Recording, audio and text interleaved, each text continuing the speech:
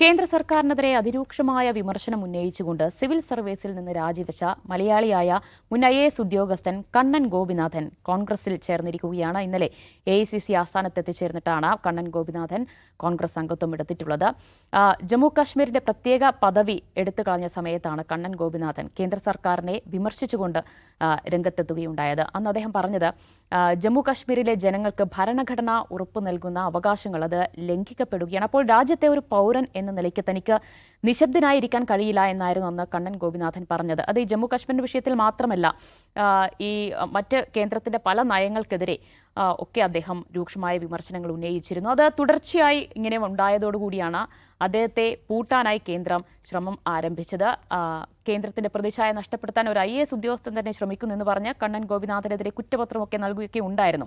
അതിന് പിന്നാലെയാണ് ദാദ്ര നാഗർ ഹവേലി ഊർജ്ജ സെക്രട്ടറി സ്ഥാനത്ത് നിന്ന് കണ്ണൻ ഗോപിനാഥൻ രാജിവെക്കുകയുണ്ടായത്. എന്തായാലും അദ്ദേഹം കോൺഗ്രസിൽ അംഗത്വം എടുത്തിരിക്കുന്നു. കേരളത്തിലും ബീഹാറിലുമൊക്കെ നിയമസഭാ തെരഞ്ഞെടുപ്പ് നടക്കാൻ പോവുകയാണ്. അപ്പോൾ കണ്ണൻ ഗോപിനാഥന്റെ വരവ് കോൺഗ്രസിന് എത്രത്തോളം മുതൽക്കൂട്ടാകും എന്നതുകൂടി നമ്മൾ നോക്കേണ്ടതുണ്ട്. നൗഫൽ, ആരാണ് യഥാർത്ഥത്തിൽ കണ്ണൻ ഗോപിനാഥൻ? അദ്ദേഹത്തിന്റെ പ്രവർത്തനം, അദ്ദേഹത്തിന്റെ വരവ്, അത് കോൺഗ്രസിന് എത്രത്തോളം ഗുണം ചെയ്യും? കണ്ണൻ ഗോപിനാഥൻ്റെ പേര് നമ്മൾ കേൾക്കാൻ തുടങ്ങിയിട്ട് വർഷങ്ങളായി.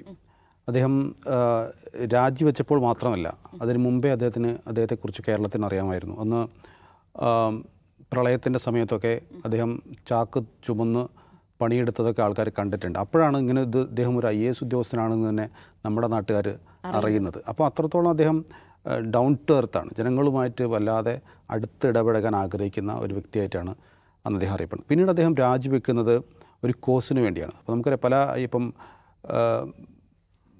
കണ്ണന്താനം രാജിവെച്ചത് എന്തിനായിരുന്നു? പ്രത്യേകിച്ച് രാജ്യത്തെ സേവിക്കണമെന്നൊക്കെ പറയുന്നു. പക്ഷേ അദ്ദേഹം പ്രത്യേകിച്ചൊരു കോസ് ഉണ്ട് എന്ന് നമുക്ക് തോന്നിയിരുന്നില്ല. പക്ഷേ ഇദ്ദേഹം അങ്ങനെ ആയിരുന്നില്ല. ഇദ്ദേഹം കശ്മീരിലെ ആർട്ടിക്കിൾ 370 റദ്ദാക്കപ്പെട്ടതിന് പശ്ചാത്തലത്തിലാണ് അദ്ദേഹം ഈ ഒരു തീരുമാനത്തിലേക്ക് അദ്ദേഹം എത്തുന്നത്. എന്ന് മാത്രമല്ല, അതിനുശേഷം അദ്ദേഹം സമരങ്ങളിൽ പങ്കെടുക്കുകയാണ്. പൗരത്വ സമരത്തിൽ അദ്ദേഹം നിരവധിയായ സമരങ്ങളിൽ പങ്കെടുക്കുന്നു. പല സമരങ്ങളിലും അദ്ദേഹം കസ്റ്റഡിയിൽ എടുക്കപ്പെടുന്നു, അദ്ദേഹത്തിനെതിരെ കേസ് ചാർജ് ചെയ്യപ്പെടുന്നു. അങ്ങനെ അദ്ദേഹം രാഷ്ട്രീയത്തിൽ ഇടപെടുകയാണ്. അത് മൗലികാവകാശങ്ങൾ ലംഘിക്കപ്പെടുന്നിടത്ത് അദ്ദേഹത്തിൻ്റെ രോഷം പ്രകടിപ്പിക്കുകയാണ്.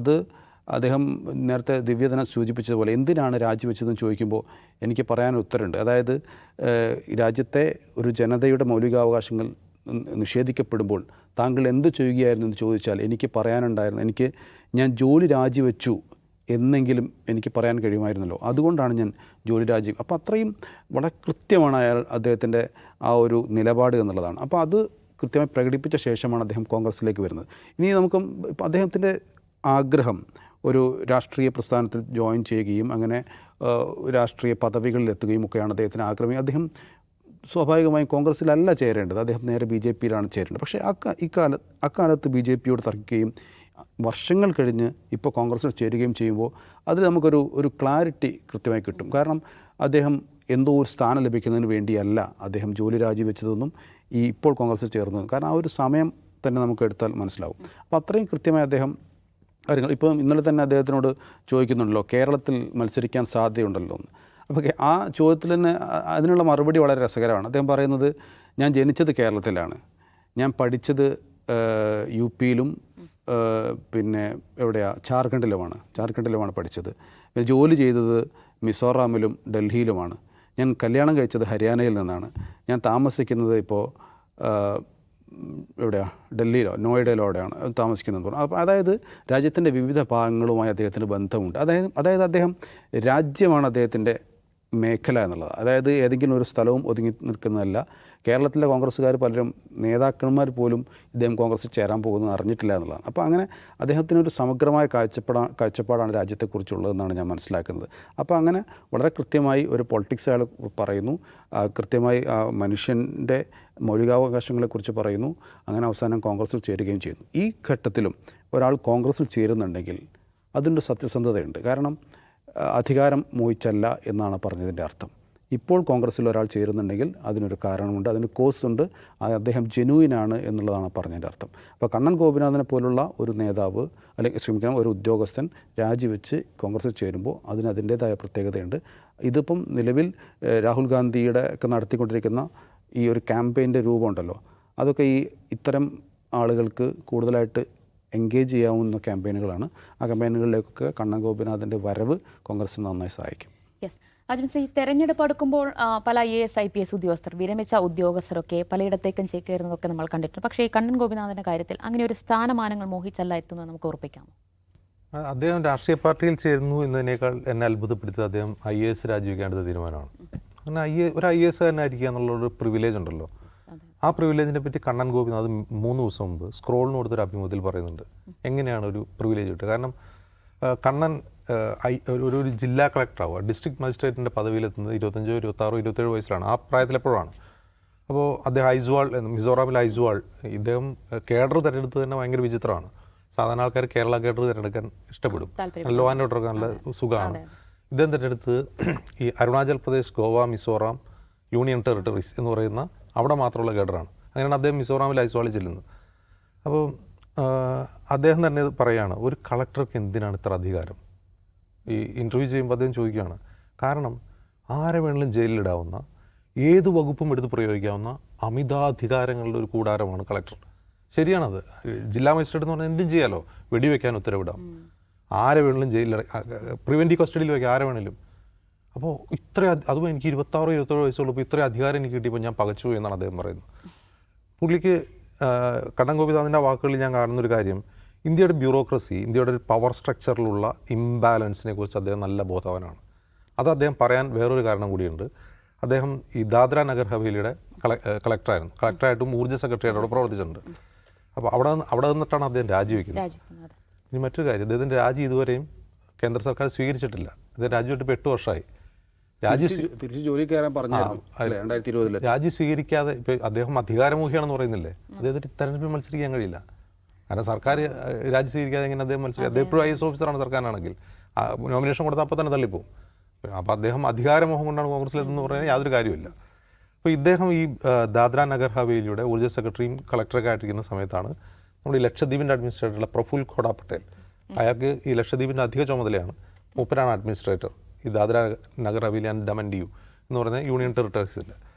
പ്രഫുൽ ഖോഡ പട്ടേൽ ആരാണ്? അദ്ദേഹം നരേന്ദ്രമോദി മന്ത്രിസഭയിലെ ആഭ്യന്തര സഹമന്ത്രിയായിരുന്നു. അമിത്ഷാ ജയിലിൽ കിടന്നപ്പോൾ ആഭ്യന്തര വകുപ്പ് ഭരിച്ച ആളാണ്. പിന്നീട് അദ്ദേഹം ഒരു അസംബ്ലി തെരഞ്ഞെടുപ്പ് തോറ്റപ്പോഴാണ് മോദി അധികാരത്തിൽ വന്നതിന് ശേഷം അദ്ദേഹത്തെ പിടിച്ച് ഈ യൂണിയൻ ടെറിട്ടറിയുടെ അഡ്മിനിസ്ട്രേറ്റർ ആകും. സാധാരണ ഈ ദാദ്ര നഗർ ഹവേലി, ദമൻ ആൻഡ് ദിയു, ലക്ഷദ്വീപ് ഇതിൻ്റെ അഡ്മിനിസ്ട്രേറ്റീവ് പൊസിഷനിൽ വരെ IAS കാരാണ്. പകരം ഒരു BJP കാരനെ കൊണ്ടുവന്ന് പിടിച്ച് മോദി ഇരുത്തുകയാണ് ചെയ്തത്. അവിടെ ഉണ്ടാകുന്ന സമയത്ത് ഈ പ്രഫുൽ ഖോഡ പട്ടേലുമായിട്ടുള്ള അഭിപ്രായ ഭിന്നതകളാണ് ശരിക്കും കണ്ണൻ ഗോപിനാഥിനെ മാറ്റി ചിന്തിപ്പിക്കുന്നത്. അതിൻ്റെ ഒരു കാരണമുണ്ട്. ഈ ദാദ്ര നഗർ ഹവേലിയുടെ ക്യാപിറ്റൽ എന്ന് പറഞ്ഞാൽ സിൽവാസ എന്ന് പറഞ്ഞൊരു ചെറിയ ടൗണാണ്.